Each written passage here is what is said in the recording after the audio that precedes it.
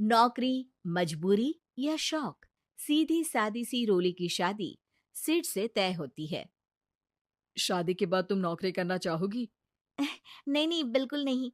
वैसे मैं ये नहीं कहती कि नौकरी करना ठीक नहीं है, लेकिन पर्सनली मैं ये सोचती हूँ कि मैं गृहिणी बनूंगी। हाँ हाँ, क्यों नहीं। गृहिणी बनना भी आसान नहीं है। एक सफल परिवार चलाना किसी देश को चलाने जितना ही कठिन है। रोली को सिड का साथ और बात दोनों अच्छी लगती है, और फिर वो दिन भी आ जाता है जब दोनों की शादी हो जाती है। शादी के बाद ये क्या, सारा दिन किचन कपड़े और चार दीवारों के आगे पीछे घूमती रहती है। जा बाहर निकल कर देख, कितनी स्मार्ट लगती हैं वो औरतें जो नौकरी करती है। हाँ, अच्छी तो लगती है सासू माँ, लेकिन मैं नौकरी नहीं कर सकती। मेरा मन घर के कामों में ही लगता है। अरे मेरी बेटी तो कमाती है, अपने को फिट भी रखती है और सास को भी खूब शॉपिंग करवाती है। अच्छी बात है ना सासू माँ। मैं तो जो है उसी में संतोष मान लेती हूँ। बरकत होनी होगी तो इसी में भी हो जाएगी। ये बोलकर रोली चली जाती है। एक दिन सास की सहेली घर आती है, जहाँ रोली उन्हें चाय के साथ कई तरह के पकवान बनाकर खिलाती है। अरे वाह, तेरी बहू तो बहुत गुणी है। कितना सब बनाकर ले आई। मेरी वाली तो ऑफिस से आकर दो रोटी ही सेक दे तो समझो एहसान कर दिया। अरे ऐसा ना बोल। तेरे घर में दो कार, चार मंजिला मकान, और तेरे लिए जो वो अपने पैसे से साड़ी लाती है वो भी तो कितनी कीमती होती है। अरे मेरी वाली तो बस सारा दिन इन्हीं दो कमरों को ताजमहल बनाने में लगी रहती है। सहेली चली जाती है। कुछ समय बाद रोली को एक सुंदर सी बेटी होती है। अरे क्या सारा दिन उस बच्चे में लगी रहती है। माँ, मुझे ना एक मिनट भी छोड़ने का मन नहीं करता। देखिए ना, कितनी प्यारी है। मैं ना इस हर पल को एंजॉय करना चाहती हूँ। अरे हाँ हाँ, हमने भी बच्चे पाले हैं, हम भी जानते हैं कि कितने प्यारे होते हैं, और अपने बच्चे को बढ़ता हुआ देखना कितना अच्छा लगता है। लेकिन एक दिन अचानक और रोली, एक बहुत बड़ी घटना हो गई। एक शॉर्ट सर्किट से पूरी दुकान जल गई। ओह, अब अब क्या कुछ समझ में नहीं आ रहा कि कैसे घर चलेगा। घर की पूरी गाड़ी पटरी पर लाने के लिए कई साल लग जाएंगे, और वापस पहले जैसे होने में भी बहुत टाइम लग जाएगा रोली। रोली कुछ सोचती है, फिर अपने 3 महीने के बच्चे को देखती है और कहती है, आप कहें तो मैं नौकरी शुरू कर दूं? माँ मुन्नी को देख लेगी, फिर शाम को तो मैं घर आ ही जाऊंगी। सिड कुछ कहता उससे पहले ही उसकी सास वहां आ जाती है। अरे हाँ हाँ, अब भी तुझे नौकरी करने के लिए पूछना होगा। अरे घर पर इतनी बड़ी विपदा आ गई है, तू है कि बच्चे का मुंह देख रही है। अरे क्या मुझ पर भरोसा नहीं है? अरे नहीं नहीं माँ जी, ऐसा क्यों बोल रही हैं आप? फिर क्या था, सिड से पूछकर 3 महीने की बच्ची को रोली सास के पास छोड़कर चली जाती है। शाम को ऑफिस से आने पर अरे सारा दिन इसने तो चैन नहीं लेने दिया, बस गोदी में ले लेकर घूमती रही। हाथ दर्द हो रहा है। बहू को बहुत गिल्ट फील होता है, लेकिन जब वो घर के हालत देखती है तो चुप रह जाती है। ऑफिस में सहेली कहती है, अरे रोली, तेरी तो बच्ची छोटी है ना, कैसे मैनेज करती है? कैसे मतलब? घर पर रहती है वो अपनी दादी के साथ।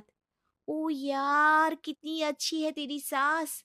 मेरी सास को जब पता चला कि मैं नौकरी ज्वाइन करने की सोच रही हूँ, वो तो सीधे अमेरिका चली गई मेरी ननद के पास। अच्छा, फिर तू कैसे मैनेज करती है? अरे मैंने तो फुल टाइम मेड रख ली है। ओहो, वो तो बड़ी महंगी होगी ना? हाँ यार, लेकिन कमाई भी तो हो रही है ना। यार, मैं तो कभी अपना बच्चा इनके मम्मी पापा के पास ना छोड़ू। प्यार दुलार में खराब कर देते हैं ये दादा दादी बच्चे को। नहीं नहीं, मुझे अपनी सास पर पूरा विश्वास है। जो मेरे पति को इतनी अच्छी शिक्षा के साथ बड़ा कर सकती हैं, वो मेरी बच्ची को कभी नहीं बिगाड़ेगी। खैर, रोली की इस सोच से उलट पड़ोसियों के बीच हाथ में बच्ची पकड़े रोली की सास कहती है, अरे क्या बताऊं, सारा दिन बहू बाहर रहती है। पहले अपने बच्चे पालो, फिर बच्चों के बच्चे। अरे अपना जीवन तो कुछ रहा ही नहीं। अरे नहाने भी जाती हूं ना तो इसे साथ रखती हूँ, कल को कहीं गिर गई या चोट लग गई तो बहू तो हमारी खाल उखाड़ लेगी ना।